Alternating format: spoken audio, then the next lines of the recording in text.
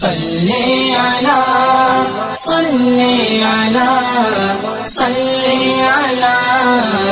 محمد.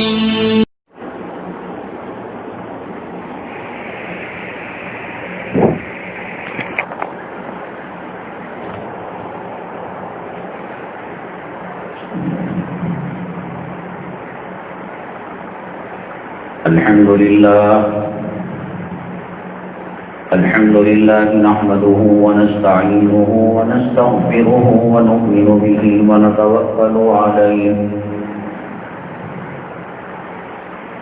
ونعوذ بالله من شرور أنفسنا ومن سيئات أعمالنا من يهده الله فلا مضل له ومن يضلله فلا هادي له ونشهد أن لا إله إلا الله وحده لا شريك له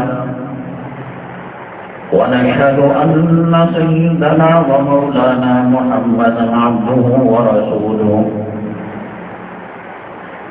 صلى الله عليه وعلى آله وأصحابه وبارك وسلم تسليما كثيرا أما بعد فأعوذ بالله من الشيطان الرجيم بسم الله الرحمن الرحيم وجادلهم بين الذي هي أحسن ادع إلى سبيل ربك بالحكمة والموعظة الحسنة قال النبي صلى الله عليه وسلم إنما بعثت لأتمم مكارم الأخلاق أو كما قال النبي عليه الصلاة والسلام رب اشرح لي صدري ويسر لي أمري واحلل عقدة من لساني يفقهوا قولي اللهم صل على سيدنا مولانا محمد في أول كلامنا اللهم صل على سيدنا مولانا محمد في أوسط كلامنا اللهم صل على سيدنا مولانا محمد في آخر كلامنا. معزز سامعین کرام، آج کے بیان میں جو اہم ترین موضوعات ہیں وہ یہ ہیں: پوری دنیا میں اسلام مسلم مخالف لہر چل رہی ہے، مسلمانوں کے ساتھ دشمنی والا معاملہ، عداوت والا معاملہ کیا جا رہا ہے. ایسی صورتحال میں ملک میں امن اور سلامتی لانے کے لیے، ان کے شر سے، ان کے فتنوں سے محفوظ ہونے کے لیے کلام پاک میں اللہ تبارک تعالیٰ نے ایک بہترین طریقہ کار بتایا ہے. مسلمان اگر اس کو اپنائے گا، ان کے شر سے، ان کے فتنوں سے محفوظ رہے گا. وہ کیا فارمولہ ہے، انشاءاللہ اس کا تذکرہ ہوگا.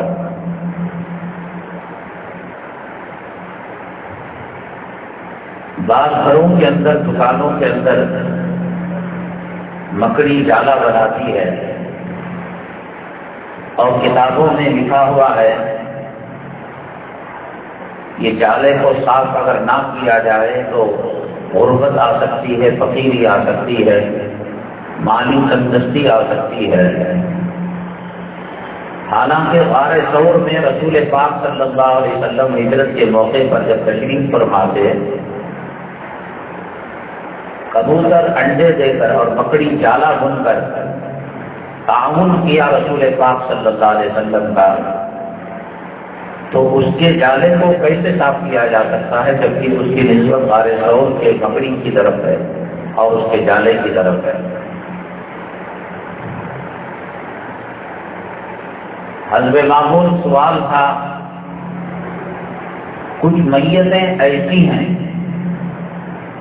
وہ چاہے کتنا بڑا ولی ہو، ابدال ہو، غوث ہو، قطب ہو، کتنا بڑا مومن بندہ ہو، مسلمانوں کے قبرستان میں ان کو دفن نہیں کیا جاتا۔ وہ کون سے اموات ہیں، میتیں ہیں جن کو مسلمانوں کے قبرستان میں دفن نہیں کیا جاتا اور کب نہیں کیا جاتا، انشاءاللہ اس کی وضاحت ہوگی۔ کیونکہ پچھلی جمعہ ایک اہم ترین عنوان تھا کہ کوئی ملک اگر ہندو راج بنتا ہے تو مسلمانوں کا رد عمل کیا ہوگا اور مسلمانوں کے ساتھ معاملات کیا کیے جائیں گے، اور ہندوستان کس طرف آگے بڑھ رہا ہے بہت تیزی سے، اور ہندو راج میں قدم رکھ چکا ہے۔ مسلمان اب کیا کر سکتے ہیں، کیا تدبیریں اختیار کریں، اس کی تفصیلی بات پچھلی جمعہ ہو چکی۔ اہم عنوان ہونے کی وجہ سے گزشتہ جمعہ کے 2 عنوانات باقی رہ گئے تھے۔ ایک اس میں سے ڈی این اے جو کیا جاتا ہے، سائنسدان اور اطباء اور ڈاکٹر آج بغلے بجا رہے ہیں کہ ہم نے ڈی این اے کی دریافت کر لی، لیکن 1400 سال پہلے قرآن شریف میں اللہ نے اس کا ذکر فرما دیا۔ ڈی این اے کیا ہوتا ہے اور کلام پاک کی ان آیتوں میں اس کا تذکرہ ہے، انشاءاللہ اس کو عرض کیا جائے گا۔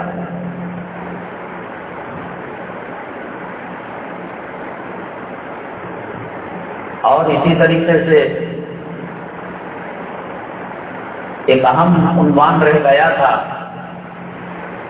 بنگلور میں خبر چلی تھی کہ میناروں کے اندر اسپیکر کو نکالا جائے، اذان کی آواز باہر نہ جانے پائے، پھر اس کے بعد اس کو افواہ قرار دیا گیا۔ یہ خبر کیوں چلائی گئی، کیا دیکھنا چاہتے تھے اذان کو روکنے والے، اس کے بارے میں بھی عرض کیا جائے گا۔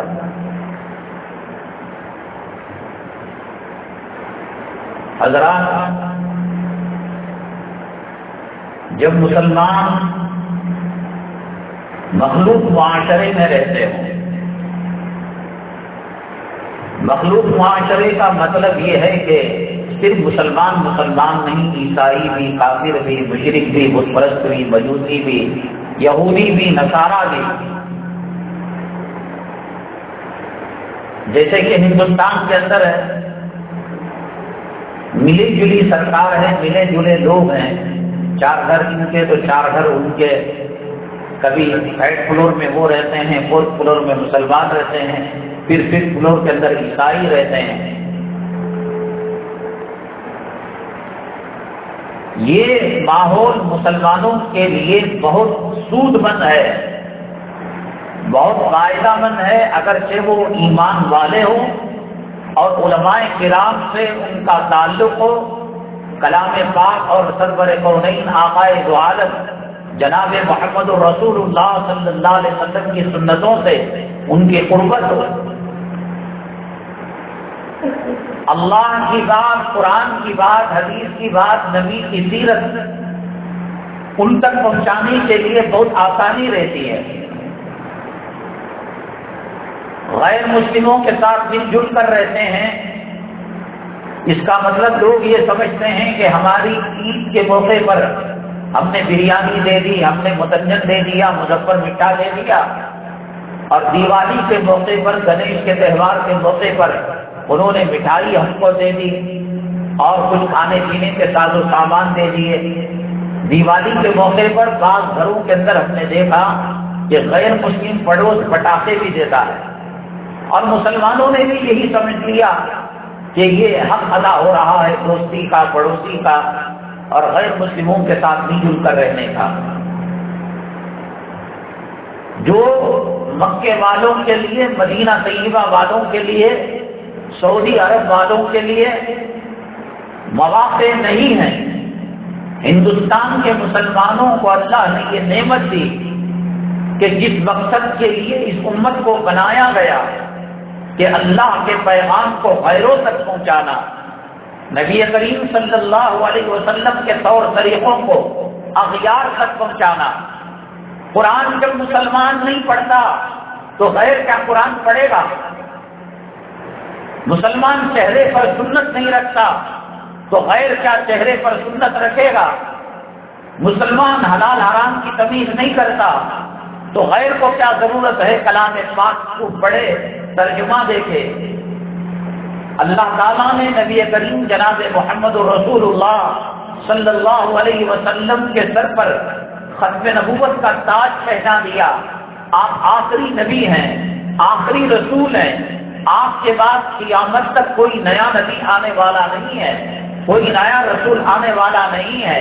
حضرت عیسیٰ علیہ السلام آئیں گے، پیغمبر بن کر نہیں آئیں گے، رسول بن کر نہیں آئیں گے، وہ نبی کریم صلی اللہ علیہ وسلم کے ایک عام امتی بن کر آئیں گے۔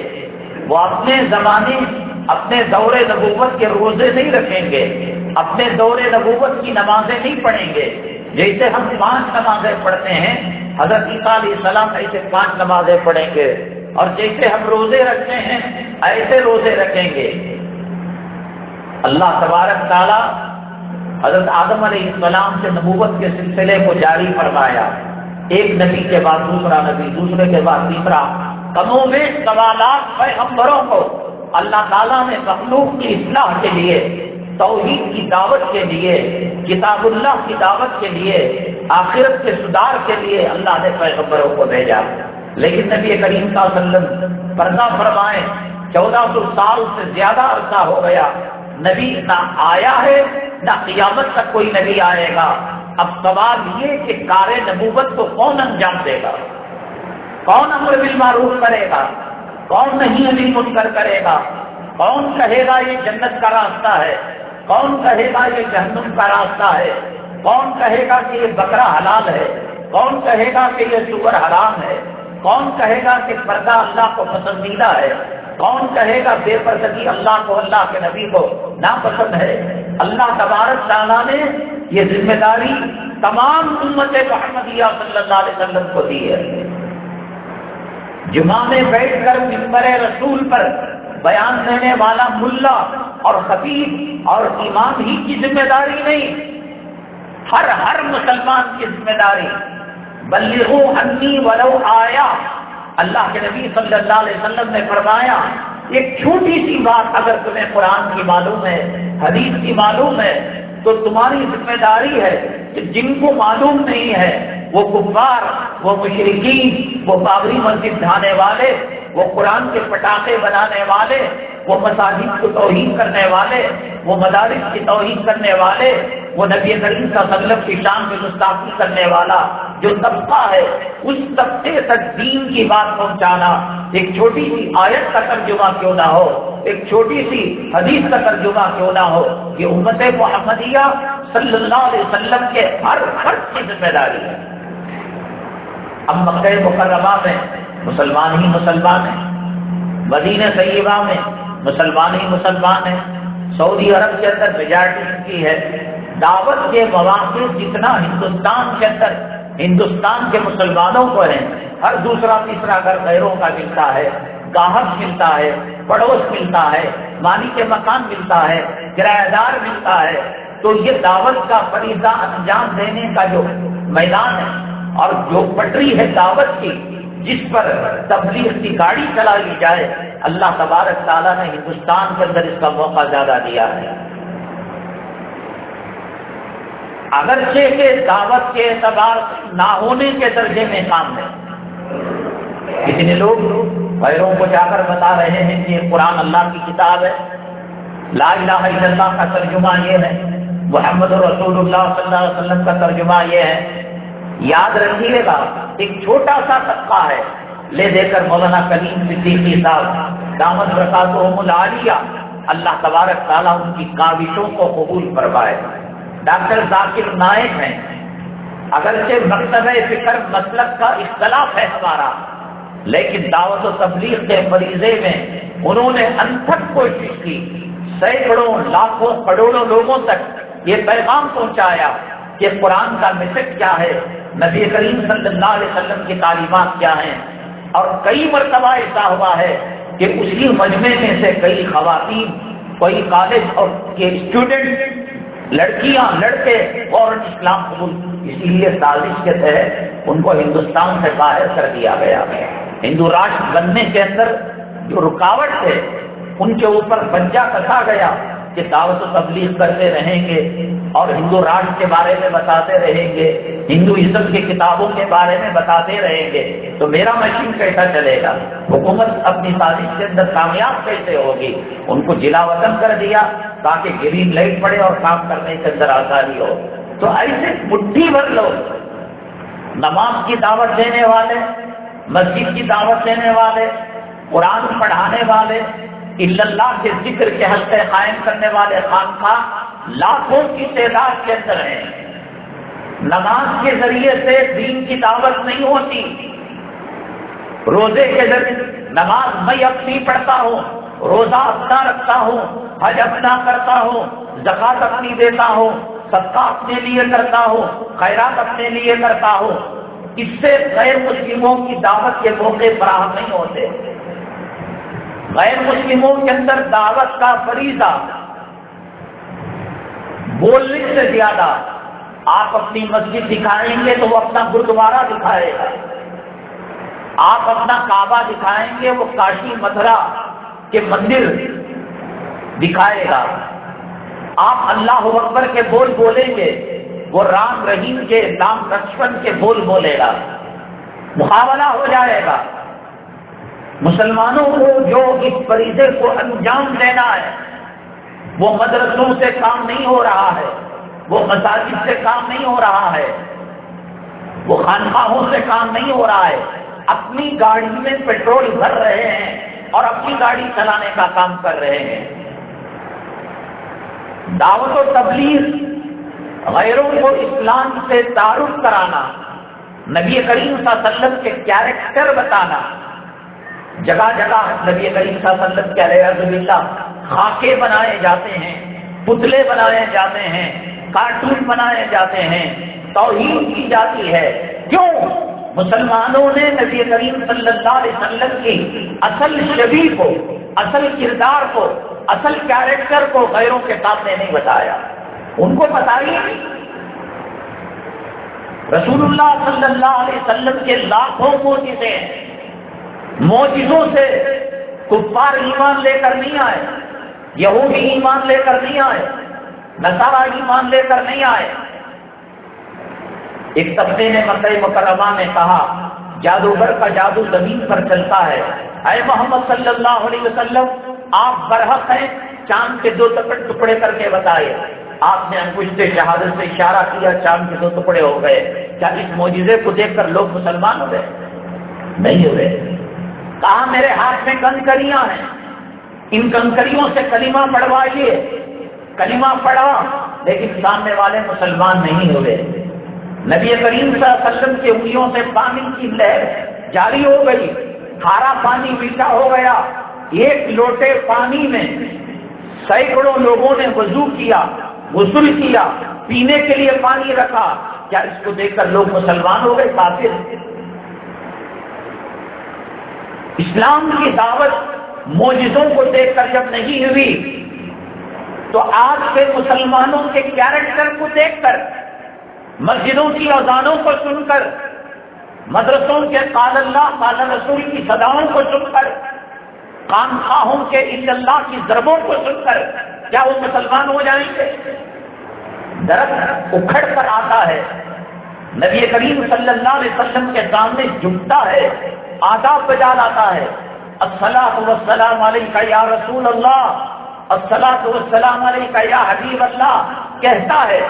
اس کو دیکھا لوگوں نے، کافروں نے، مشرکوں نے، یہودیوں نے، عیسائیوں نے، نصارہ نے، درخت مان گیا، لیکن کافر لوگ نہیں مانے، مسلمان نہیں ہوئے۔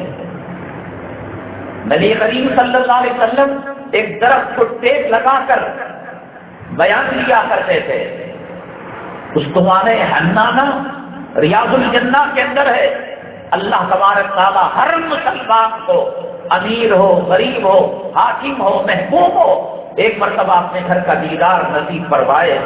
نبی کریم صلی اللہ علیہ وسلم کی مسجد نبوی اور ریاض الجنہ کے حاضری نصیب فرمائے۔ جب نبی کریم صلی اللہ علیہ وسلم اس سے الگ ہوئے، رونے لگا۔ اے اللہ کے نبی، آپ ہاتھ لگاتے تھے، ٹھنڈک پہنچتی تھی، جنت کے مزے آتے تھے، اور آپ نے ہاتھ لگانا چھوڑ دیا، رونے لگا۔ استوانہ حنانہ آج بھی ایک پلر کا نام ہے، استوانہ علی، استوانہ عائشہ، استوانہ تہجد، استوانہ الحرب، پہرے داری، تو جو پلریں ہیں یہاں سنت نفل نماز پڑھنا مسنون ہے، اچھا سمجھا جاتا ہے، تو یہ اسی کے رویا ہو رسول کریم صلی اللہ علیہ وسلم کی جدائی کے صدمے سے۔ اس کو دیکھ کر کون منافق مسلمان ہو گیا، یہودی مسلمان ہو گیا؟ اس کے برخلاف اللہ کے حبیب پاک صلی اللہ علیہ وسلم کی سیرت، کردار، اخلاق اور کیریکٹر ایسا آپ نے نمونہ بتایا، یدخلون فی دین اللہ افواجا، فوج در فوج لوگ ایمان کے اندر داخل ہونے لگے، اسلام کے اندر داخل ہونے لگے۔ نبی کریم صلی اللہ علیہ وسلم نے کے پاس ایک مہمان آیا، اسلام دشمن تھا، مسلمان دشمن تھا، اذان کے ذریعے سے بھی دعوت کا پیغام ہے، نماز کے ذریعے سے بھی دعوت کا پیغام ہے، قرآن کے تعلیمی حلقوں کے ذریعے سے بھی دعوت کا پیغام ہے، لیکن جب تک اس کے اندر روح نہیں ڈالی جاتی، اخلاق کی، کردار کی، کیریکٹر کی، نگیٹو اور پازیٹو دونوں مل کر ایک پنکھا چلتا ہے، ایک لائٹ چلتا ہے اور ایک بجلی کا کمکما چلتا ہے، ایسے مسلمان نماز پڑھتے ہی رہیں، روزے رکھتے ہی رہیں، جب تک کیریکٹر نبی کے نہیں لائیں گے، اخلاق اور اسوہ حسنہ کا نمونہ نہیں بنیں گے، نبی کریم صلی اللہ علیہ وسلم کا دعوت کا فریضہ مکمل نہیں ہوگا۔ میں نے بتایا چاند دو ٹکڑے ہوئے، انگلیوں سے پانی کا چشمہ نکلا، کھارا پانی میٹھا ہو گیا، درخت نے سلام کیا، پتھر نے سلام کیا، اور آپ کے اوپر ایمان لے آئے جنات کی جماعت۔ قل اوحی الی انہ استمع نفر من الجن فقالوا انا سمعنا قرآنا عجبا یہدی الی الرشد فآمنا بہ۔ ایک فجر کی نماز کے اندر کلام پاک کی تلاوت کیا سنی، وہ ایمان لے کر آ گئے۔ اخلاق اور کردار اور کیریکٹر کو جب تک پیش نہیں کریں گے، رسول پاک صلی اللہ علیہ وسلم کے پاس ایک مہمان آیا تکلیف دینے کے لیے۔ اللہ کے نبی صلی اللہ علیہ وسلم نے کہا ازواج مطہرات سے ہے کوئی کھانے کی چیز؟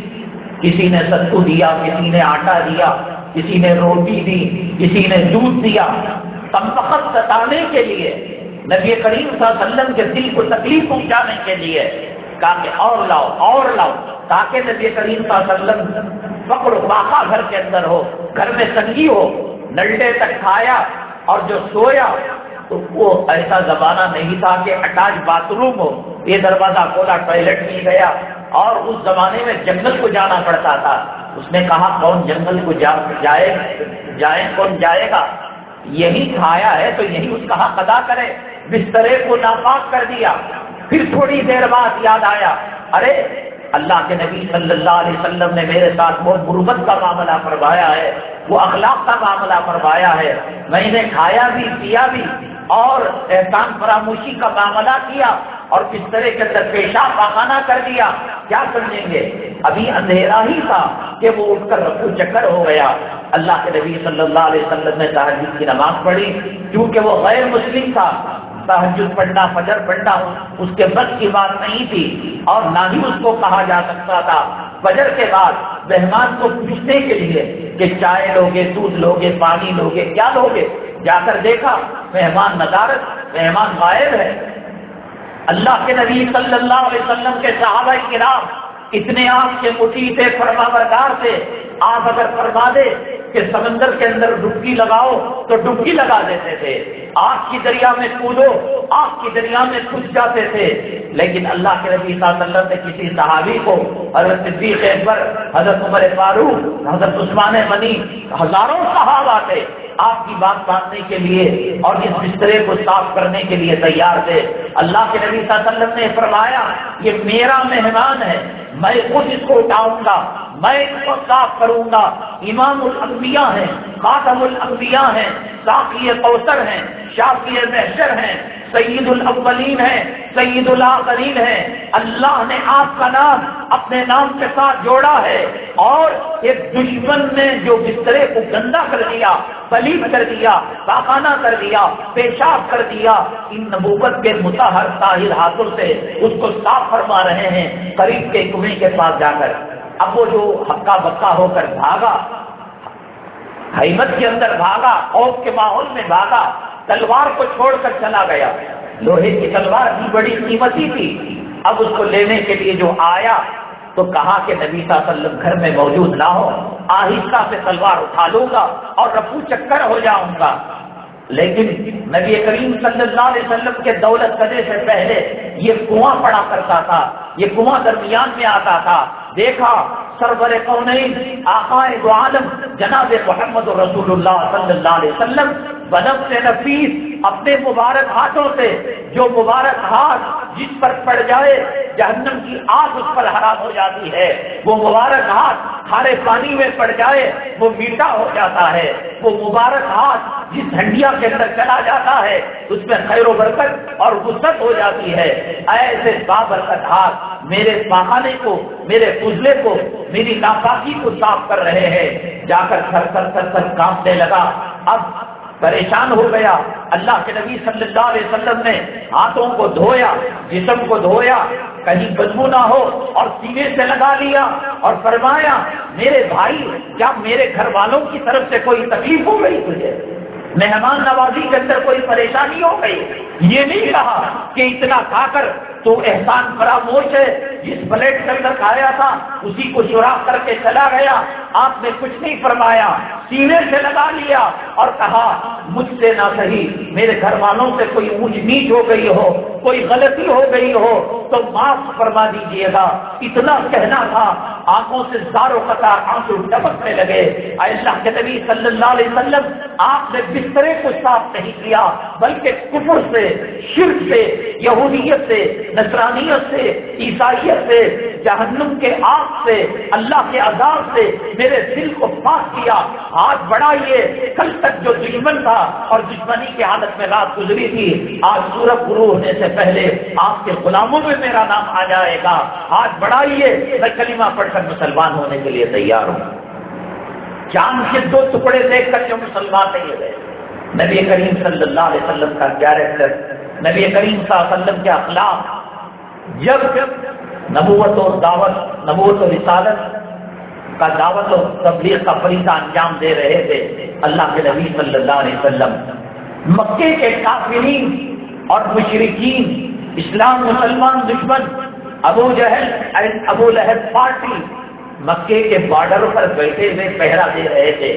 کوئی نیا آدمی آتا تو اس کو کہتے محمد صلی اللہ علیہ وسلم سے ملاقات مت کیجیے گا، وہ جادوگر ہے، وہ آپ کا دھرم بدل دے گا، آبا اجداد کا دین بدل دے گا۔ یہ کہہ کر نبی کریم صلی اللہ علیہ وسلم سے روکا جاتا تھا، ملنے سے روکا جاتا تھا۔ ایک بڑھیا بھی رسول پاک صلی اللہ علیہ وسلم جا رہے تھے، اس کے ہاتھ میں سامان تھا۔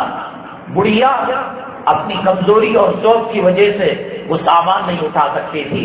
اللہ کے نبی صلی اللہ علیہ وسلم کو کہا بیٹے ذرا یہ سامان اٹھا کر میرے مولے پر رکھ دینا، میرے سر پر رکھ دینا۔ اللہ کے نبی صلی اللہ علیہ وسلم نے فرمایا اماں جان رکھنے کی بات کہہ رہے ہیں آپ، میں گھر تک پہنچا دوں گا۔ بیٹے میں غریب ہوں، کوئی مزدوری نہیں دے سکتی، کوئی دینار۔ اماں جان آپ کی خدمت کرنا میرے لیے سعادت کی بات ہے، خوش نصیبی کی بات ہے۔ آپ نے موقع دیا، یہ آپ کا احسان ہے، میں آپ کا زندگی بھر مشکور رہوں گا، آپ نے ہمیں موقع دیا ہے۔ یہ کہہ کر گٹری اٹھا کر لے جانے لگے۔ راستے میں کہنے لگی وہ بڑھیا بیٹا تو اخلاق سے، کردار سے، کیریکٹر سے اور تیرے وجود سے معلوم ہوتا ہے کسی بڑے خاندان قبیلے شریف لوگوں کے خاندان کا معلوم ہوتا ہے۔ بیٹا ایک بات یاد رکھنا، محمد نام کا ایک آدمی مکے کے اندر آیا ہوا ہے اور وہ بڑا جادوگر ہے، سنا ہے جو ملتا ہے اس کو وہ تباہ برباد کر کے رکھ دیتا ہے، آبا اجداد کے بتوں سے رشتہ ناتا کاٹ کر رکھ دیتا ہے، بیوی ملتی ہے خاوند کے مخالف ہو جاتی ہے، خاوند ملتا ہے بیوی کے مخالف بن جاتا ہے، ماں باپ اولاد کے درمیان جدائی ڈالتا ہے۔ بیٹا میں پیسہ تو نہ دے سکی، روپیہ تو نہ دے سکی، لیکن یہ میری نصیحت ہے، اس کو پلو سے باندھ کر رکھ لینا، اس محمد آدمی سے نہیں ملنا، سنا کہ بہت بڑا جادوگر ہے اور لوگوں کے دلوں کو اپنی طرف کر لیتا ہے۔ یہ کہہ کر راستہ طے کیا اور وہاں پر اس کے گھر تک سامان کو پہنچا دیا۔ اس کے بعد بڑھیا نے پوچھا، بیٹے تو نے اپنا تعارف تو نہیں کرایا، تو نے اپنا عطا پتا تو نہیں بتایا، تاکہ کل کے دن تاریخ یہ لکھے گی جس مکے کے اندر جادوگر آیا تھا، جس مکے کے اندر دھرم پریورتن کرنے والا آیا تھا، جس مکے کے اندر لوگوں کے درمیان جدائی ڈالنے والا آیا تھا، اس مکے کے اندر ایک ہیرا بھی موجود تھا، ایک موتی بھی موجود تھا، ایک اخلاق والا لڑکا بھی موجود تھا۔ تو کہنے لگے اللہ کے نبی صلی اللہ علیہ وسلم، اما جان جس محمد کے بارے میں آپ کہہ رہے تھے وہ محمد نہیں ہوں۔ اتنا کہنا تھا کہ چیخ نکل گئی، بیٹا معاف کرنا، لوگوں نے کچھ کا کچھ بتایا تھا، تیرا ہاتھ بڑھانا، میں تیرے ہاتھ پر کلمہ پڑھ کر مسلمان ہو جاتی ہوں۔ مسجد نبوی صلی اللہ علیہ وسلم کی صفیں بھیج گئی۔ حضرت سیدنا بلال حبشی رضی اللہ تعالیٰ اذان اقامت کہہ چکے تھے، نبی کریم صلی اللہ علیہ وسلم محراب رسول صلی اللہ علیہ وسلم میں تشریف لا چکے تھے، صفیں کھڑی ہو گئی، درست ہو گئی۔ حضرت بلال رضی اللہ تعالیٰ نے اقامت کو مکمل کر دیا۔ چیختا ہوا ایک آدمی آیا اور کہا، اے محمد صلی اللہ علیہ وسلم ابھی کام پورا نہیں ہوا ہے۔ اللہ کے نبی صلی اللہ علیہ وسلم نے فرمایا اقامت تو ہو چکی ہے، آپ لوگ ایسے ہی بیٹھ جائیں، 2-4 منٹ کے بعد میں آؤں گا۔ گئے اور 5-10 منٹ کے بعد اللہ کے نبی صلی اللہ علیہ وسلم محراب کے اندر واپس آئے اور آپ نے نماز پڑھائی۔ صحابہ کرام نماز کے بعد بیٹھ گئے حلقہ لگا کر۔ اے اللہ کے نبی صلی اللہ علیہ وسلم اس سے پہلے تو یہ عمل ہم نے نہیں دیکھا تھا، یہ معاملہ نہیں سنا تھا کہ اقامت کہہ دی گئی ہو اور صفیں قائم ہو گئی ہو، تکبیر تحریمہ کا وقت آیا ہو۔ ایسا کیا ضروری کام آیا تھا کہ آپ مسلمانوں کو چھوڑ کر منبر و محراب کو چھوڑ کر ایسے ضروری کام سے چلے گئے تھے؟ وہ یہود، وہ نصارہ، وہ عیسائی، وہ کفار، وہ مشرکین، وہ منافقین جو نبی کریم صلی اللہ علیہ وسلم کے دشمنی کے اندر کوئی کسر انہوں نے باقی نہیں رکھی تھی، موقع ملتا دم لیتے، دم مارتے۔ اللہ کے نبی صلی اللہ علیہ وسلم نے فرمایا مدینہ طیبہ کے گھروں میں ایک گھر یہودی کا تھا اور اس کے اندر ایک غلام تھا، وہ گھر کو جھاڑا کرتا تھا، وہ گھر کے جھوٹے برتن دھویا کرتا تھا۔ اس زمانے کے اندر پیشاب کرنے کا ایک برتن ہوا کرتا تھا، راتوں میں لوگ پیشاب کرتے اور دن میں لے جا کر جنگل میں کسی گڑھے میں اس کو ڈال کر دھو کر پھر وہ برتن لے کر آتے تھے۔ وہ غلام اس پیشاب کے برتن کو صاف کیا کرتا تھا، اس کا انتقال ہو گیا۔ اللہ کے نبی صلی اللہ علیہ وسلم وہ یہود، وہ نصارہ، وہ عیسائی، وہ کفار، وہ مشرکین، وہ مجوس اور وہ منافقین جو جنہوں نے نبی کی دشمنی میں کوئی کسر باقی نہیں رکھی تھی، اس یہودی کو کہا مذہب الگ ہے کوئی بات نہیں، دھرم الگ ہے کوئی بات نہیں، طریقہ کار الگ ہے کوئی بات نہیں، انسانیت، اخلاق اور کیریکٹر نام کی کوئی چیز ہے۔ جب تک تمہیں کوئی دوسرا غلام نہ ملے میں یہ اس غلام کا حق ادا کروں گا، تمہارا گھر صاف کیا کروں گا، ٹوائلٹ صاف کیا کروں گا، برتنوں کو دھویا کروں گا۔ اس دن کچھ برتن باقی رہ گئے تھے تو یہودی آیا، اے محمد صلی اللہ علیہ وسلم گھر کے کچھ چھوٹے برتن باقی رہ گئے ہیں، نبی کریم صلی اللہ علیہ وسلم اس کو دھلنے کے لیے گئے۔ دشمنی، جنگ کا میدان، جہاد کا میدان الگ معاملہ، لیکن نبی کریم صلی اللہ علیہ وسلم کے اخلاق، صحابہ کرام کا کیریکٹر، ان کے کردار سے غیروں کے دلوں کے اندر محبت پیدا ہوئی۔ ابو سفیان رضی اللہ تعالیٰ عنہ بہت بعد فتح مکہ کے بعد رضی اللہ تعالیٰ عنہ بنے، اتنے کٹ کٹر اسلام کے دشمن تھے، مسلمان کے دشمن تھے، غیروں کے ساتھ کیا اچھا سلوک کریں گے۔ آج کے ماں باپ اولاد سے خفا ہیں، آج کی بیوی خاوند سے خفا ہے، آج کا خاوند بیوی کو شرعی حق دینے سے قاصر ہے، پڑوس کا حق دینے سے قاصر ہے۔ وہ کیا اسلام کا نمونہ پیش کریں گے، نبی کا کیریکٹر پیش کریں گے، نبی کے اخلاق کو پیش کریں گے، کلام پاک کے نمونے کو پیش کریں گے۔ اپنوں کے ساتھ غداری، اپنوں کے ساتھ منافقت، ایک دوسرے کو سان و تشنیع کرنا، حسد کرنا، غیبت کرنا، یہ مسلمانوں کا شیوا بن چکا ہے۔ ابو سفیان ہر دشمنی کے اندر اعلیٰ درجے کی دشمنی کیا کرتے تھے۔ رسول کریم صلی اللہ علیہ وسلم کے بھائی رشتے کے حضرت حمزہ رضی اللہ تعالیٰ عنہ ہندا کو کہہ کر، غلاموں کو کہہ کر کلیجے کو چبوایا تھا، انگلیاں کاٹ کر، کان کاٹ کر، ناک کاٹ کر ہار بنوایا تھا۔ نبی کریم صلی اللہ علیہ وسلم کے دل میں کتنی ان کے تعلق سے دشمنی ہونا چاہیے، کتنی نفرت کی آگ آتش فشاں پھٹنا چاہیے۔ فتح مکہ کے موقع تک برابر دن رات ان کی زندگی کا مشین یہ تھا کہ نبی کریم صلی اللہ علیہ وسلم کو تکلیف پہنچائی جائے، ایذا پہنچائی جائے۔ کسی کام سے رسول پاک صلی اللہ علیہ وسلم کے دولت قدے میں آئے۔ ام حبیبہ آپ کی بیٹی تھی، حضرت ابو سفیان کی، نبی کریم صلی اللہ علیہ وسلم کی زوجہ مطہرہ تھی، ہماری ماں تھی۔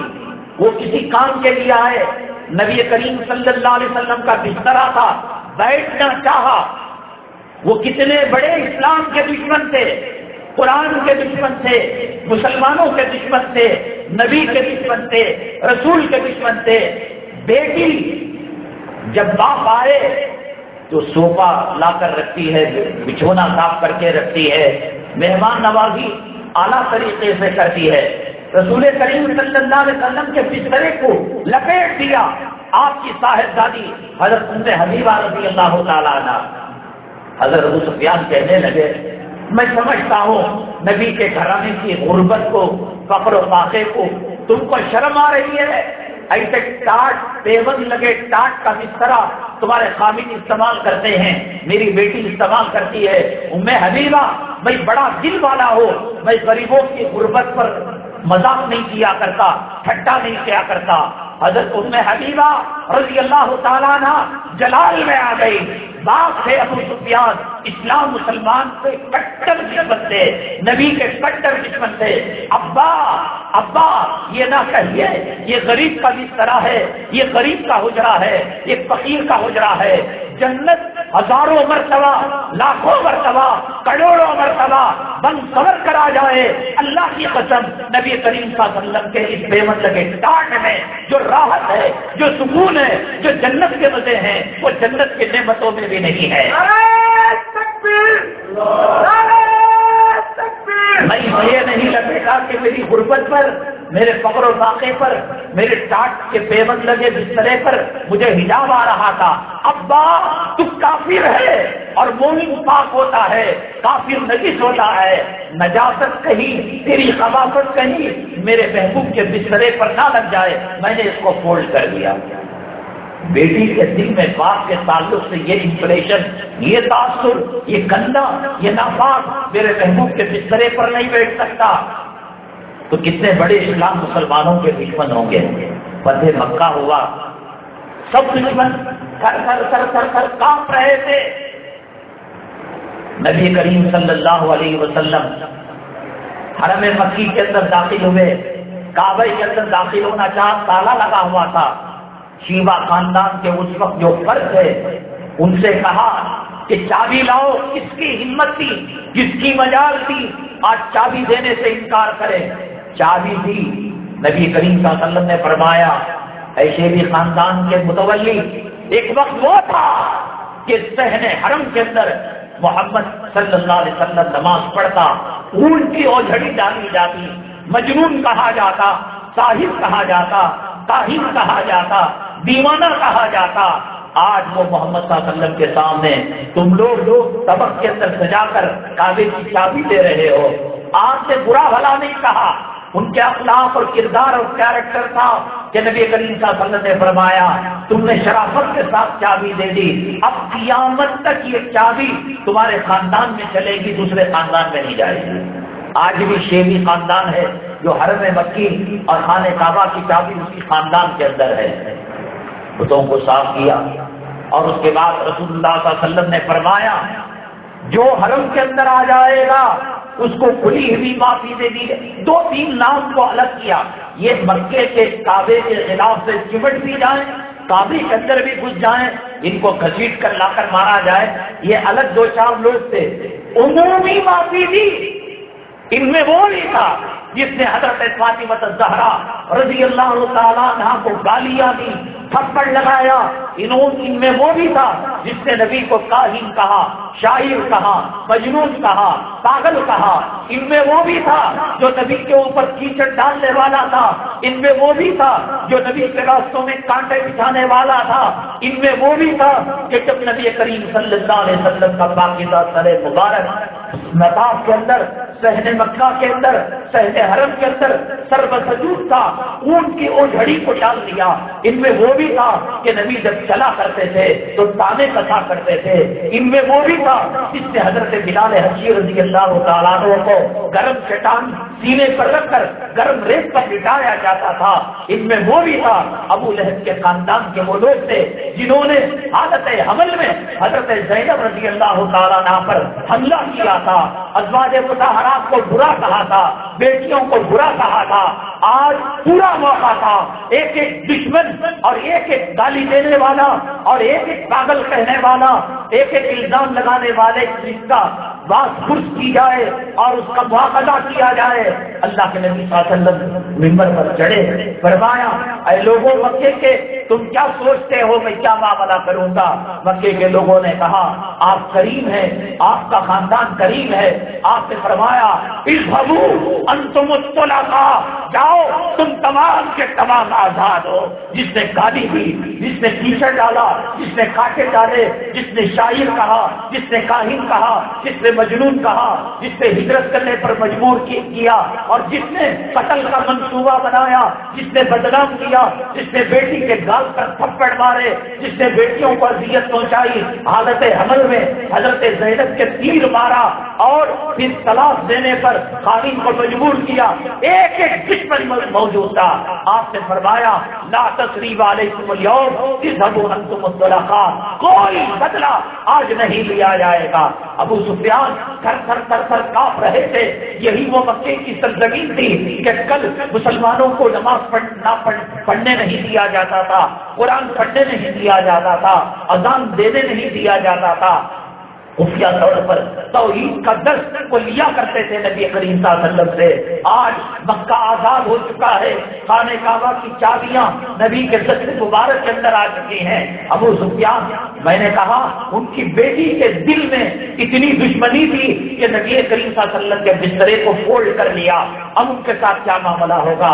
قربان جائے نبی کریم صلی اللہ علیہ وسلم کی شان رحمت پر، یہ خاکے بنانے والے، یہ کارٹون بنانے والے، یہ نبی کی دشمنی میں فلم بنانے والے، تم نے نبی کی سیرت پکی نہ پڑھی ہو تو نہ پڑھی ہو، معراج کے واقعے کو سنا ہو نہ سنا ہو کوئی بات نہیں، ہجرت کے واقعے کو سنا ہو نہ سنا ہو کوئی بات نہیں، مدنی زندگی کو دیکھا ہو نہ دیکھا ہو کوئی بات نہیں، نبی کے تڑپنے کو، نبی کے دل بنانے کو، نبی کے رونے کو، نبی کی امت کی فکروں کے اندر آہو بکا کرنے کو دیکھا ہو نہ دیکھا ہو، صرف اگر تمہارے اندر انسانیت ہوتی، انسان کے نطفے سے پیدا ہوئے ہوتے، آدم کی نسل کے اندر پیدا ہوئے ہوتے، کسی سور کی نسل نہ ہوتے، کسی کتے کی نسل نہ ہوتے، کسی جانور اور حیوان کی نسل نہ ہوئے ہوتے، صرف ایک واقعہ نبی کی کیریکٹر کا، نبی کی زندگی کا، نبی کی سیرت کا، وہ ابو سفیان جو اسلام مسلمان دشمنی میں کوئی کسر باقی نہیں رکھی، جس کے گھرانے والوں نے حضرت حمزہ کا کلیجہ جمایا تھا، یہ وہی ابو سفیان تھا کل دشمنی کا علم لے کر، جھنڈا لے کر قافلے کی سرداری کیا کرتا تھا۔ آج اچھا موقع تھا، نبی ایک ایک انگلی کاٹ سکتے تھے، ذبح کر سکتے تھے، سولی پر لٹکا سکتے تھے، قید و بند کی زندگی گزارنے پر مجبور کر سکتے تھے. قربان جائے پتا کا بھی وہ امی یا رسول اللہ وما ارسلناک الا رحمۃ للعالمین. اللہ نے فرمایا اے محمد صلی اللہ علیہ وسلم ہم نے آپ کو باعث رحمت بنا کر بھیجا ہے. طائف کی وادی کے اندر زخمیں کھا کر زخموں سے چور ہو کر جس نے رحمت کی دعائیں دی, جس نے ہدایت کی دعائیں دی, آج وہ کہتا ہے من دخل الحرم من دخل الکعبہ فہو آمن. جو اللہ کے کعبے کا خلاف پکڑ لے گا, بطاف کے اندر آ جائے گا, حرم مکی کے اندر آ جائے گا, اس کو ہاتھ نہیں لگایا جائے گا. اللہ کے نبی آپ کی شان رحمت پر قربان جائے, آپ کی شان رحیمی اور شان کریمی پر قربان جائے. وہ دشمن جو کٹ کر دشمنوں کے قافلوں کی سرداری کیا کرتا تھا, آج آپ فرما رہے ہیں من دخل دار ابی سفیان فهو آمن. جو ابو سفیان کے گھر میں جائے گا, ابو سفیان کو مارنا, ابو سفیان کو قید میں ڈالنا, ابو سفیان کو قید و بند کی صعوبتوں کے اندر مبتلا کرنا دور کی بات. جو کافر, جو دشمن, کیچڑ ڈالنے والا, کانٹے ڈالنے والا ابو سفیان کے گھر میں آ جائے گا, ہم اس کو بھی امن کا پروانہ دے دیں گے. ایسے اخلاق, ایسے کیریکٹر کے رکھنے والے پیغمبر کی امت آج کیا معاملہ ہے؟ دھوکے میں نمبر 1 ہے. رکشا والا کہتا ہے یہ مسلمانوں کی آبادی, ہم وہاں نہیں جائیں گے, اتر کر بھاگ جاتے ہیں. بینک والے کہتے لون لینا دینا حرام ہے, ناجائز ہے, وہ الگ بات ہے, سودی کاروبار. بینکوں کے اندر ریڈ لائٹ ایریا ہے, جس کا مطلب یہ مسلمان لوگ ہیں قرض لے کر بھاگ جاتے ہیں. جس نبی کے اخلاق یہ ہو, جس نبی کے کردار یہ ہو, یدخلون فی دین اللہ افواجا. کل سجدے کے اندر اونٹ کی اجڑی پڑا کرتی تھی, آج قافلے در قافلے ہزاروں کی شکل میں لوگ محمد صلی اللہ علیہ وسلم کا کلمہ پڑھ رہے ہیں. میں نے کہا کلام کی تلاوت سے اتنے لوگ ایمان نہیں لے کر آئے, تعلیمی حلقوں سے اتنے لوگ ایمان لے کر نہیں آئے, چاند کے 2 ٹکڑے ہونے سے اتنے لوگ ایمان لے کر نہیں آئے, پانی کھارا میٹھا ہونے پر اتنے لوگ ایمان نہیں لائے آئے. ایک ہانڈی کا کھانا سینکڑوں لوگ کے کھانے پر لوگ مسلمان نہیں ہوئے. آپ کا کیریکٹر, آپ کا اخلاق, آپ کا اسوہ, لقد کان لکم فی رسول اللہ اسوۃ حسنہ. اس سے قرآن نے کہا یدخلون فی دین اللہ افواجا. جاؤ در جاؤ اسلام کے اندر لوگ داخل ہو جائیں گے. آج ہم نے کیا کیریکٹر پیش کیا, آج ہم نے کیا اخلاق پیش کیا, آج ہم نے نبی کی کیا سیرت لوگوں کو بتائی. میں نے کہا تم اذان پیش کرو گے, وہ مندر کی گھنٹی کو پیش کریں گے, تم نماز کو پیش کرو گے, وہ پوجا کو پیش کریں گے, تم تلاوت کو پیش کرو گے, وہ بھجن اور کیرتن کو پیش کریں گے. اخلاق نہیں ہے, کردار نہیں ہے, نبی کی سیرت نہیں ہے, نبی کا جلوہ نہیں ہے, نبی سے کنیکشن نہیں ہے. قوم پیاسی ہے, آج سب کچھ مل سکتا ہے. ایمانداری اللہ کے کلام پاک کے 30 پاروں کے اندر محفوظ ہے. مسلمان اجزا بن کر اس پر بیٹھ گیا ہے, نہ خود عمل کرتا ہے, نہ دوسروں کو دکھاتا ہے عمل کرنے پر مجبور کرتا. یہ صورتحال نہیں آتی. قرآن شریف نے اسی لیے کہا ادفع باللتی ہی احسن. جو تمہارے بڑے دشمن ہیں, کٹر دشمن ہیں, ان کے ساتھ نیک سلوک کیا کرو. فَإِذَا الَّذِي بَيْنَكَ وَبَيْنَهُ عَدَاوَةٌ. وہ RSS کے باپ ہو, وہ یہودیوں کے باپ ہو, وہ نصارہ کے باپ ہو, وہ مشرکوں کے باپ ہو, وہ عیسائیوں کے باپ ہو, وہ بت پرستوں کے باپ ہو, اللہ کا قرآن کہہ رہا ہے. یہ دیوبند کا مفتی نہیں, بریلی کا قاضی نہیں, مرکز نظام الدین کا کوئی داڑھی والا امیر نہیں. اللہ کا قرآن کہہ رہا ہے. زمین اوپر جا سکتی ہے, آسمان پیروں تلے جا سکتا ہے, سمندر میں آگ لگ سکتی ہے, اللہ کے قرآن کا ایک زبر اور زیر غلط نہیں ہو سکتا. نفرت کا ماحول ہے ہر آئے بھی, اس کو آزاد کر دیا, اس کو گرفتار کر لیا, مسجد کو مندر بنا دیا, مدارس کو ختم کرنے کی بات ہے, اذانوں کو ختم کرنے کی بات ہے. یہ جو اخبار کے اندر اعلان آیا تھا, بلا وجہ آیا تھا, اتنا بڑا اعلان. کہنے لگے بعد میں وہ منشی کی لفظ جو تھا قید کرنے کے اندر, ارے بیکار کی بات ہے. اس اعلان کو پبلک لیول پر لا کر, سوشل میڈیا میں لا کر, نیوز اخباروں کے اندر لا کر مسلمانوں کا ریاکشن دیکھنا چاہتے تھے. مسلمانوں کے اندر حص کتنی ہے، مسلمانوں کے اندر ایمانی طاقت کتنی ہے، ایمانی قوت کتنی ہے، کچھ بھی رد عمل نہیں ہوگا. آمین آمین، نماز نہ پڑھی جائے آمین، مسجد کو تالا لگایا جائے آمین، مائکرو فون کا استعمال کر کے اذان نہ دی جائے آمین. وہ اگر کہیں مردار کو کھا لو تو شاید مسلمان اس کو بھی کھا لے گا. تو یہ ٹریل دیکھنے کے لیے کہ آئندہ اذانوں پر پابندی لانے سے پہلے چھو کر دیکھیں گے، ایک غلط خبر پھیلا کر دیکھیں گے. کتنی مساجد بنگلور میں ہیں، ٹرپک لوگ انہوں نے میناروں سے ساؤنڈ باکس کو نکال لیا کہ بھائی قانون بن چکا ہے. اسی چیز کو دیکھنے کے لیے آج سائنس کہہ رہی ہے یہ چیز ایسی ہے، وہ چیز ویسی ہے. 1400 سال پہلے اللہ کے قرآن نے اس کو واضح کر دیا. اللہ کا قرآن رکھ کر، نبی کی تعلیمات کو رکھ کر، نبی کے اخلاق کو رکھ کر، نبی کے کردار کو رکھ کر، نبی کی مسواک کو رکھ کر، نبی کی داڑھی کو رکھ کر، نبی کے مصلح کو رکھ کر، نبی کے ممبر و محراب کو رکھ کر آج لوگ کہتے ہیں ہمیں ستایا جا رہا ہے. کیسے؟ تم نے بتایا نہیں ہے. ذمہ داری تھی کہ نبی کے پیغام کو بلغوا انی ولو آیا، تم دوسروں تک پہنچاؤ. داڑھی خود بڑھائے، سوالات پیغمبروں کی سنت کاٹ کر پیشاب کی نالی میں ڈالی جا رہی ہے، پاخانے کے گڑھے کے اندر ڈالا جا رہا ہے. مسلمانوں کو نبی کی سنت کی اہمیت نہیں. مسواک کا مذاق ہے، داڑھی کا مذاق ہے، امامے کا مذاق ہے، ملا کا مذاق ہے، مؤذن کا مذاق ہے، اور نبی کے نائب اور جانشین کا مذاق. کیسے سر اٹھائے گی قوم، کیسے جیتے گی ایسی قوم؟ ذمہ داری تھی خود عمل پیرا ہو. میں نے آپ کو بتایا نبی کریم صلی اللہ علیہ وسلم نے دشمنوں کے ساتھ کیا معاملہ کیا. عبداللہ ابن ابی ابن سلول، ایسے ہزاروں واقعات ہیں. جب اس کا نفاق ظاہر ہو گیا، بیٹا آیا نبی کریم صلی اللہ علیہ وسلم کے پاس، کہا آپ حکم دیجیے آقا، تلوار نکالوں گا میان سے اور بیٹا باپ کا سر قلم کرے گا. نبی کریم صلی اللہ علیہ وسلم نے کہا نہیں، ابھی نہیں، انہوں نے کیا ہے گناہ، بھگتیں گے وہ. بیٹا یہ کام کرنے کی ضرورت نہیں. یہ اخلاق، یہ کردار کی وجہ سے دنیا کے چکے، یہ ہماری ذمہ داری ہے. بخاری پڑھ کر پڑھا کر دین کی تبلیغ نہیں کی جا سکتی.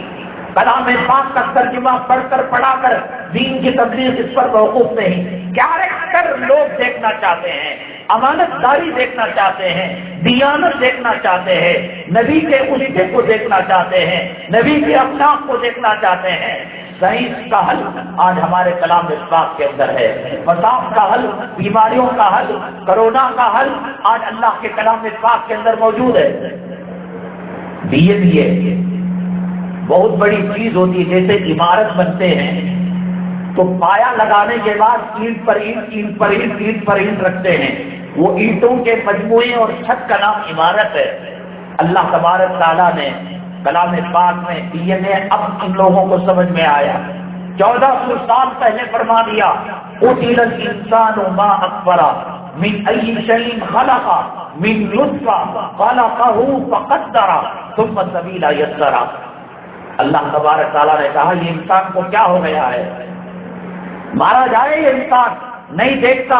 میاں بیوی کا جب ملاپ ہوتا ہے اور دونوں یکسوئی ملتے ہیں تو اس پر قدرت ظاہر ہو جاتی ہے. فقدرہ کا ترجمہ یہ کیا ہے اللہ تبارک تعالیٰ اس کے اندر ڈی این اے رکھ دیتے ہیں. ڈی این اے ہوتا ہے، موبائل ہے آپ کے پاس، موبائل کے اندر کوئی فائل کھولنا ہو، گیلری کھولنا ہو، یوٹیوب کھولنا ہو، فیس بک کھولنا ہو، تو آپ فیس بک کے مونوگرام پر، نشانی پر انگلی رکھتے ہیں تو فیس بک ہی کھلتا ہے. یوٹیوب پر انگلی رکھتے ہیں، یوٹیوب کھلتا ہے. موبائل کے اندر جو کانٹیکٹ کا نام ہے ان پر انگلی رکھتے ہیں تو نام ہی کھلتا ہے. فرید نام کھولتے ہیں تو یہ اصل میں پیچھے ایک کوڈنگ ہو جاتی ہے. ایک چپ کے اندر، ایک میموری کارڈ کے اندر پورا کوڈ ہوتا ہے، وہ محفوظ کر لیتا ہے. یوٹیوب پر انگلی رکھے تو کیا کھلنا چاہیے، فیس بک پر انگلی رکھے تو کیا کھلنا چاہیے. آپ کوئی فائل ڈیلیٹ کرنا چاہیں، مٹانا چاہیں، وہ پوچھتا ہے کہ آپ یقین محکم رکھتے ہیں جس کو ڈیلیٹ کیا جائے، ایک عبارت سامنے آتی ہے یس اور نو کی، تو وہ آپ یس کہیں گے وہ فائل ڈیلیٹ ہو جائے گی، نو کہیں گے پھر اپنا اثر معمول پر موبائل اور کمپیوٹر آ جائے گا۔ اسی طریقے سے جب یس وہی کا ملاپ ہوتا ہے تو کروڑوں اللہ تبارک تعالیٰ جزو میں ڈی این اے انسان کے جسم میں پیدا کر دیتے ہیں۔ ماں کے کچھ اثرات ہوتے ہیں، باپ کے کچھ اثرات ہوتے ہیں، اور تمام چیزوں کا ڈاٹا اس کے اندر ایسے لکھا جاتا ہے۔ ایک ڈی این اے کے جرثومے کے اندر اگر کوئی بڑی تیزی کے ساتھ ٹائپ کرتا ہے کمپیوٹر پر، 1 سیکنڈ کے اندر 60 لفظوں کو لکھ سکتا ہے، تو 60 سال لگیں گے ایک ڈی این اے کے اندر اللہ تبارک تعالیٰ نے کیا میموری رکھی ہے۔ کرامن کاتبین لکھ رہے ہیں تو مذاق اڑانے والوں نے اس زمانے میں مذاق اڑایا ہوگا، یہ لو میں مونڈے کو مارا کرامن کاتبین مر گئے، یہ لو میرا مونڈا کٹ گیا تلوار کی مار اسے پڑ گئی۔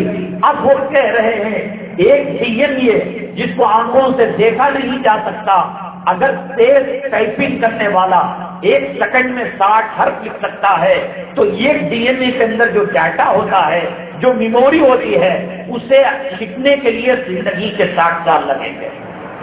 اللہ کی کتنی بڑی قدرت ہے، اللہ تبارک تعالیٰ کا کیا معاملہ ہے۔ ایک چھوٹی مخلوق اللہ تبارک تعالیٰ نے انسان کے اندر پیدا کر دیا ہے۔ اس کا جیسے پہلے لوگ سمجھتے تھے صرف فنگر پرنٹ ہی الگ ہوتا ہے، آنکھوں کی بناوٹ الگ ہوتی ہے، چہرے کا نقشہ الگ ہوتا ہے۔ ہر انسان کا اربوں اربوں جو لوگ آئے اور قیامت تک جو لوگ آئیں گے، ان تمام کا ڈی این اے الگ ہوتا ہے۔ یہی ڈی این اے ناخن نکلنے کے بعد ناخن کو حکم دیتا ہے ایسا ہے ناخن آگے بڑھایا جائے، سفید بال کو مونڈا جائے تو یہ ڈی این اے اس کو حکم دیتا ہے کہ سفید بال ہی اس کو لایا جائے۔ یہ کارکردگی کو مؤثر بناتا ہے ڈی این اے۔ قرآن شریف میں اللہ تعالیٰ نے 1400 سال پہلے اس کا تذکرہ کر دیا۔ اب صحیح یہاں تک پہنچ چکی ہے جیسے کسی فائل کو ادھر سے کٹ ادھر سے پیسٹ کیا جاتا ہے، کاپی کر کیا جاتا ہے اور دوسری جگہ لگایا جاتا ہے۔ اب سائنس اس ترقی پر پہنچ چکی ہے کہ بندر کا ڈی این اے انسان میں ڈالا جائے، انسان کا ڈی این اے بندر کے اندر ڈالا جائے، لیکن کیونکہ اس سے فساد ہوگا سائنس رکی ہوئی ہے، جب دجال آئے گا یہ فتنہ بھی ظاہر ہو جائے گا۔